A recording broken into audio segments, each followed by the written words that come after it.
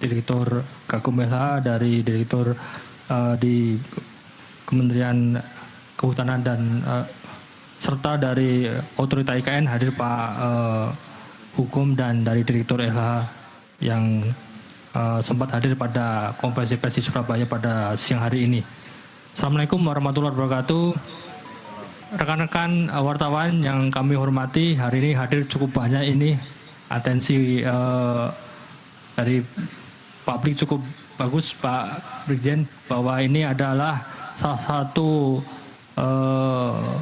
amanat dari negara kita untuk mengelola sumber daya alam, terutama khususnya batu bara yang ada di Kalimantan Timur ini bisa dioptimalkan sedemikian besar, karena kita memiliki cadangan batu bara tidak terlalu besar, sehingga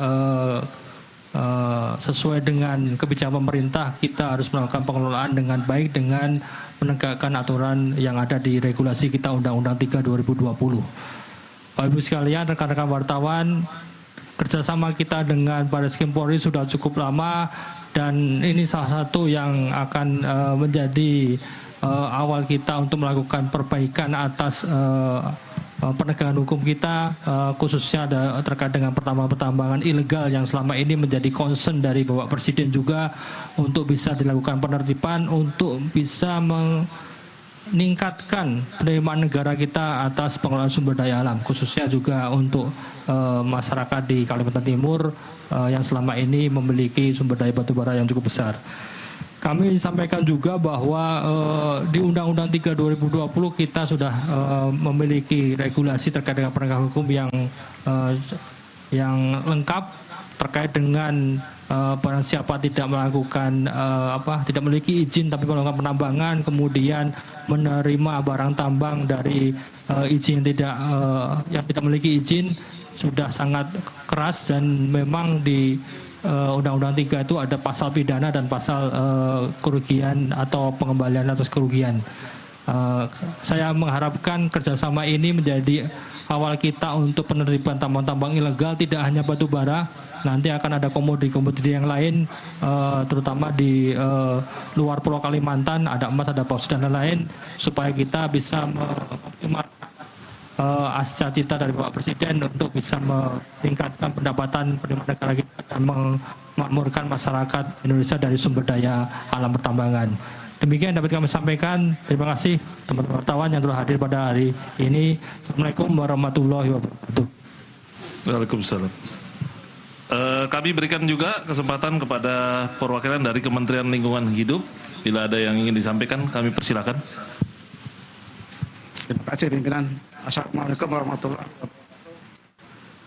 Selamat siang.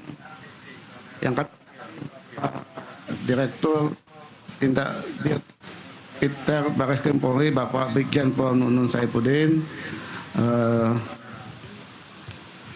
para pimpinan di Polda Jawa Timur, dan rekan-rekan dari kementerian yang hadir pada saat ini. Mungkin saya sedikit menambahkan apa yang tadi sudah kita lihat bersama secara tayangan di TV, yang hasil lapangan maupun yang ada di banner-banner ini, Bapak Ibu sekalian.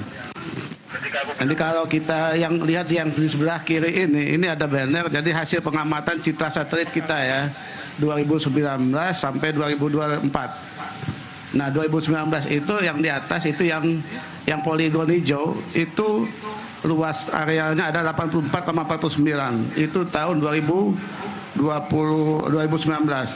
Kemudian pada tahun 2024 yang di bawah itu poligonnya sudah ada yang hijau, kuning poligon itu. Jadi kalau dari segi luasan di 2019 itu bukaan hanya 88,49 hektar.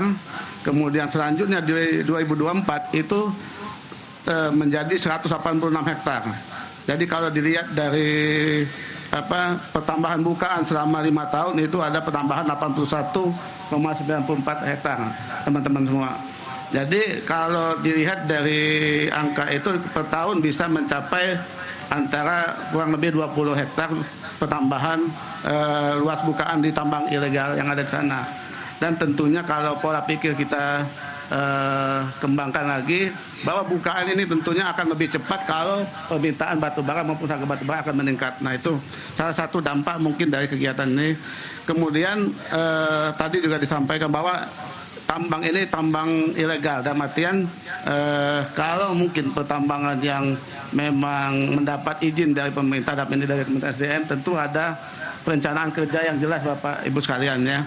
Jadi dengan kita lihat tayangan-tayangan yang disampaikan tadi, bahwa memang aktivitas di tambang peti ini tidak mempertimbangkan dan memperhatikan upaya pengendalian kerusakan lahan dan pengendalian pencemaran lingkungan.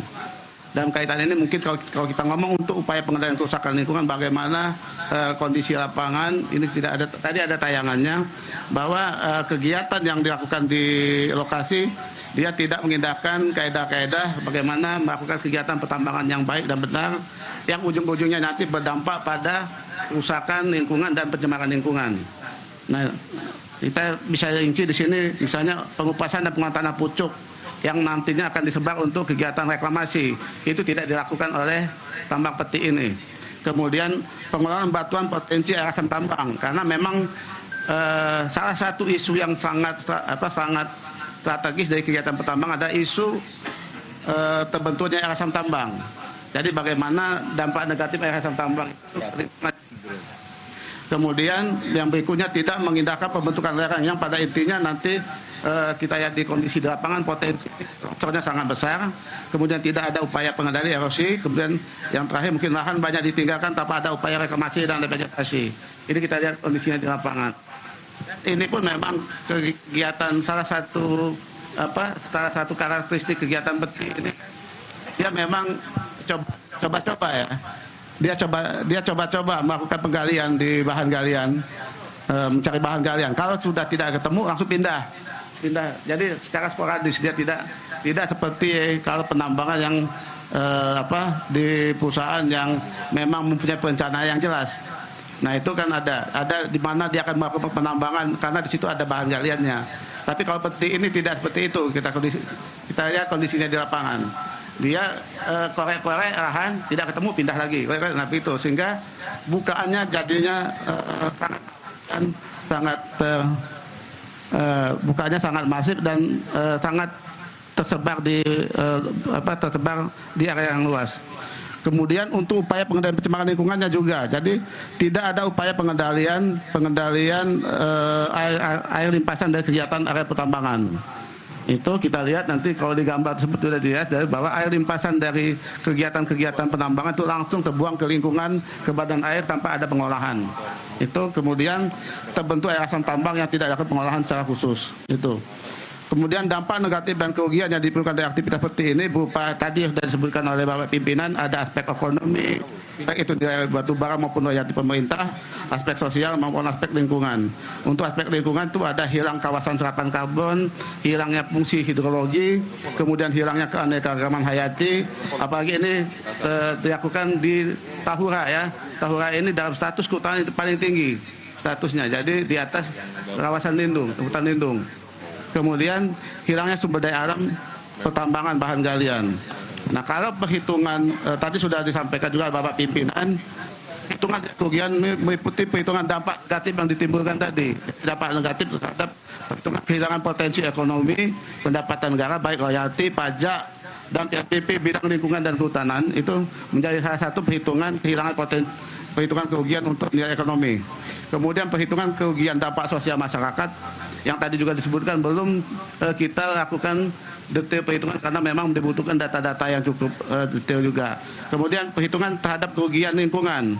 Jadi tadi yang disampaikan kurang lebih ada potensi kerugian untuk total nilai kerusakan lahan yang hilang selama 2016 sampai 2024 dari catatan temuan lapangan dan dihitung ahli itu berkisar 6 miliar.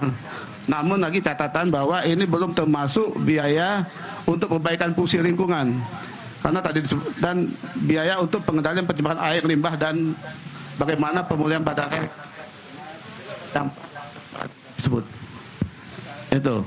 Jadi memang beberapa aspek dari nilai ekonomi lingkungan ini belum dilakukan secara detail karena memang belum dilakukan penelitian yang untuk mendapatkan data-data yang cukup detail. Jadi mohon izin Bapak Ibu sekalian, kita coba akan nanti menambahkan perhitungan yang tadi saya sampaikan dengan juga mengambil data-data yang lebih detail terkait dengan perhitungan kerugian terhadap lingkungan.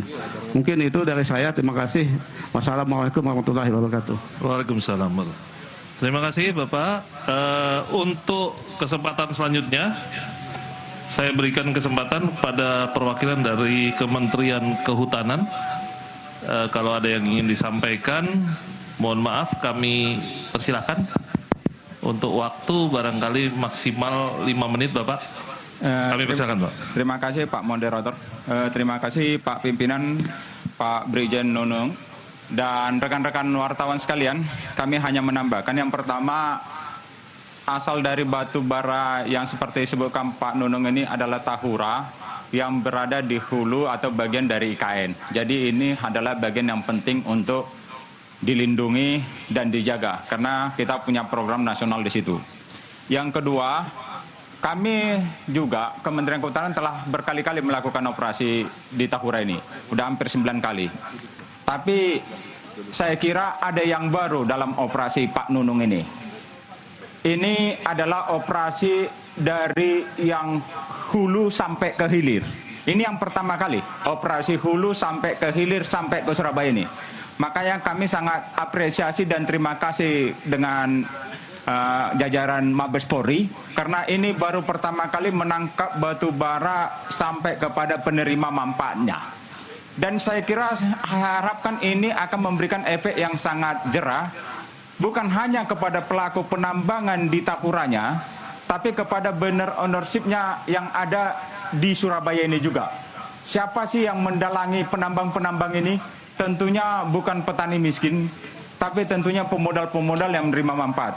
Dan oleh karenanya itu kami mendukung dan siap mendukung Pak Nunu apabila dikenakan Undang-Undang 32 2024 tentang konservasi sumber daya alam, di mana ada penebalan pasal pidananya, di mana di pasal 40B itu akan dikenakan dia korporasinya itu 5 tahun minimalnya sampai kepada 15 tahun dan dikenakan denda hampir 200 miliar. Ditambah dengan pasal pidana tambahannya. Selain pidana pasal tadi, ada pidana tambahan, dia harus mengganti rugi, dia harus memulihkan, dia juga harus mempunyai kewajiban untuk melakukan reklamasi, bahkan ditutup perusahaannya. Dan ini sangat mendorong supaya tahura dan IKN-nya relatif lebih aman. Jadi kami tidak akan menyampaikan banyak, kami hanya menyampaikan poin pentingnya, ini tahura penting, dan Mabes Polri telah melakukan suatu inovasi baru, akan mengambil dari hulu sampai ke hilir, sampai ke terima manfaat. Semoga perusahaan-perusahaan di penerima batu bara selanjutnya juga lebih hati-hati. Belilah batu bara yang dari akses legal, yang sebagaimana ada di SDM. Jangan lagi mengambil apa yang murah, nggak lihat asal-usulnya, sehingga akhirnya bermasalah sekarang. Saya kira ini sebuah rantai pasok, semoga ini akan hilang dengan adanya kejadian hari ini. Saya kira demikian, terima kasih pimpinan, kami kembalikan. Terima kasih Bapak. Untuk kesempatan terakhir, kami berikan kesempatan kepada perwakilan dari Otorita IKN. Kami persilakan Pak.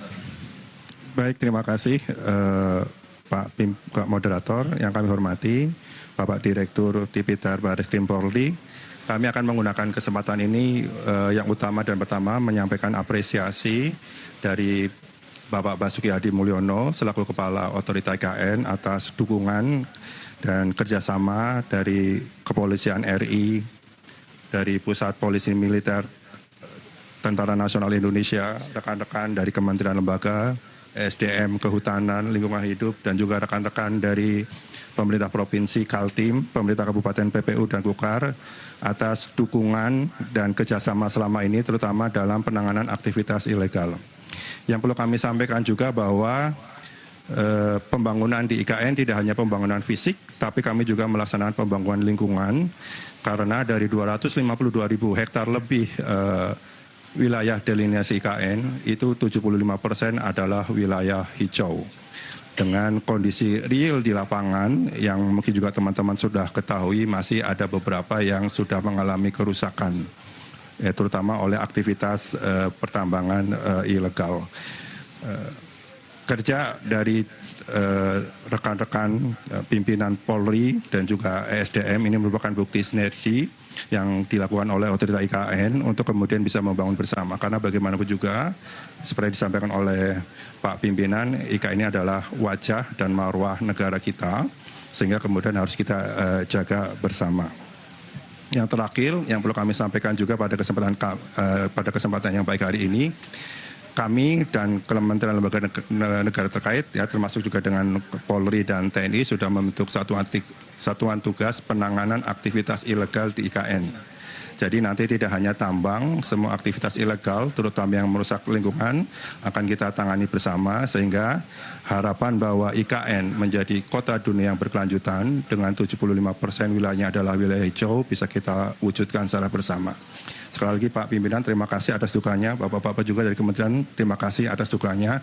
Semoga dengan sinergi ini kita bisa lebih cepat ya, mewujudkan mimpi kita, mewujudkan IKN yang bisa kita banggakan bersama. Terima kasih, waktu kami kembalikan.